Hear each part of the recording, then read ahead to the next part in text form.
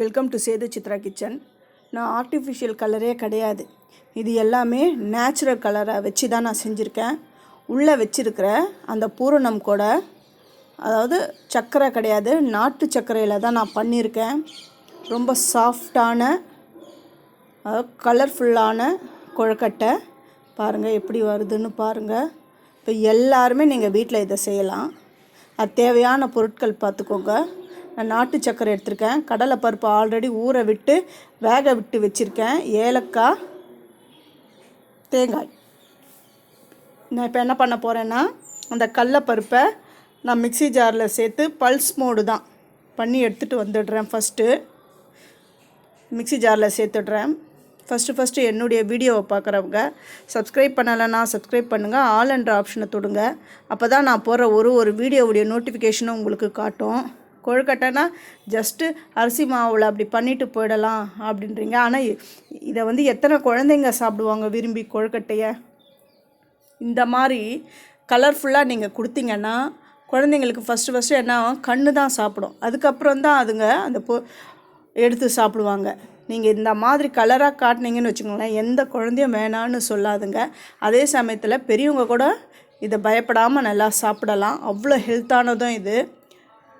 இப்போது தேங்காவை சின்ன சின்ன பல்லாக கட் பண்ணிவிட்டு ஏலக்காவை சேர்த்து இதையும் நல்லா அதை பொடி பண்ணி எடுத்துன்னு வந்துடுறேன். இது வந்து என்னென்ன கலர் நான் சேர்த்துருக்கேன்னா, சங்குப்பூ, அந்த பர்பிள் கேபேஜ் இருக்குது பாருங்கள் அது, அப்புறம் மின்ட்டு, புதினா அதோடைய சாறு, அப்புறம் ரோஜா, அதாவது ரோஜா பூ, ரெட் ரோஜா இருக்குது பாருங்கள், நாட்டு ரோஜா, அதோடைய சாறு தான் சேர்த்து நான் பண்ணியிருக்கேன். நாட்டு சர்க்கரையை இந்த பூரணத்தில் சேர்த்து நல்லா கலந்து விடுறேன். இப்போ பூரணம் ரெடி ஆகிடுது. பூரணம் கூட ஈஸியாக நம்ம பண்ணிடலாம். இப்போ வந்து கொழுக்கட்டை பண்ண போகிறேன். அதுக்கு தேவையான அளவு நான் அரிசி மாவு எடுத்திருக்கேன். இது வந்து சாதாரண ரேஷன் பச்சரிசியில் தான் நான் பண்ண மாவு, வீட்லேயே செஞ்ச அரிசி மாவு. பச்சரிசியை நல்லா ஊற விட்டு அதை நிழலில் உலர்த்திட்டு அது போய் மிஷினில் அரைச்சின்னு வந்துட்டு நல்லா வறுத்து வச்சுடுங்க. நல்லா வறுத்து அந்த கோலம் போடுற அளவுக்கு வறுத்து வச்சிட்டிங்கன்னா அது எப்போ இருந்தாலும் நம்ம யூஸ் பண்ணலாம். அந்த அரிசி மாவில் உப்பு, ஒரு ரெண்டு ஸ்பூன் வந்து எண்ணெய் விட்டுருக்கேன். இப்போது சுடுதண்ணி அதை சேர்க்குறேன். சுடுதண்ணி சேர்த்த உடனே கையெல்லாம் விடாதீங்க. இது நல்லா கொதிக்கிற தண்ணி தான் நான் சேர்த்துருக்கேன்.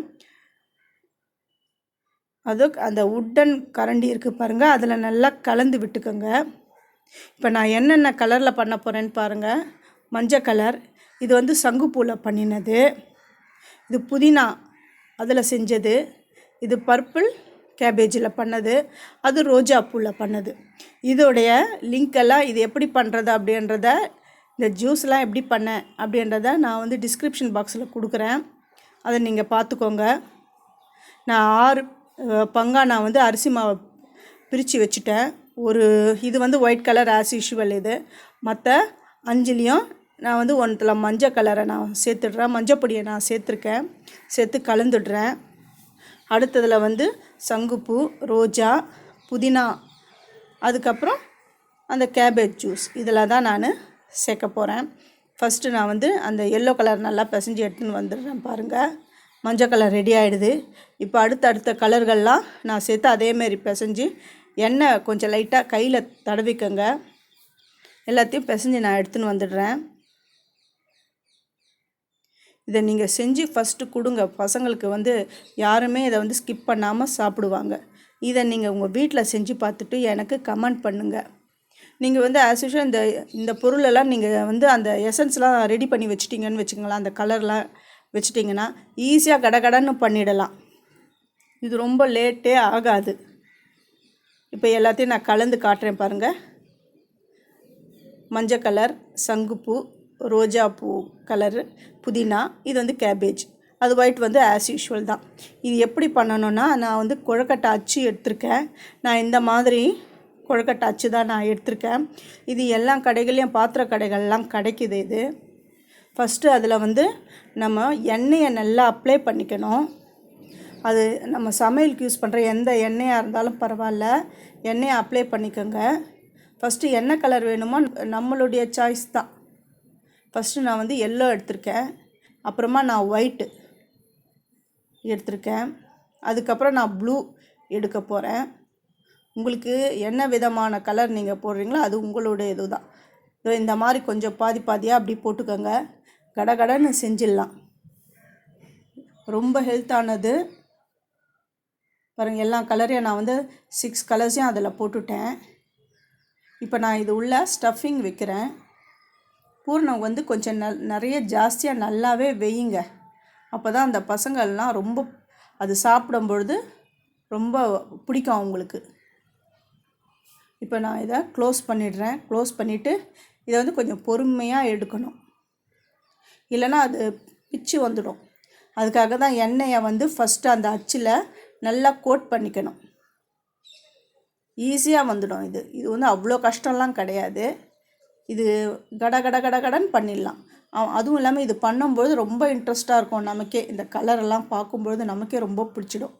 பாருங்கள் எப்படி வந்திருக்கு பாருங்கள், சூப்பராக வந்திருக்கு. ரெண்டாவதை நான் பண்ணி எடுத்து காட்டுறேன் பாருங்கள்.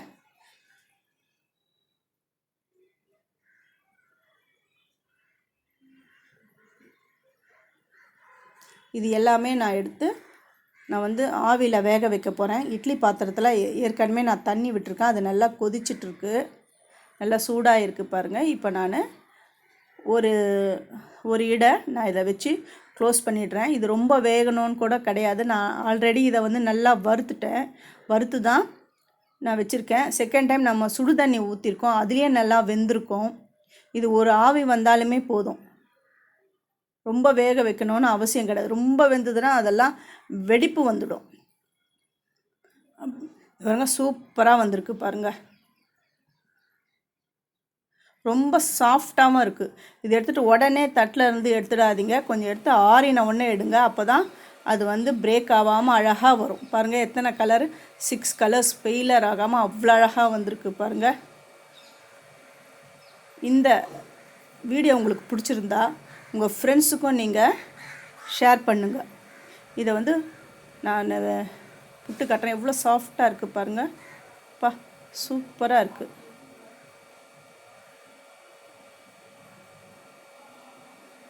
தேங்க்யூ.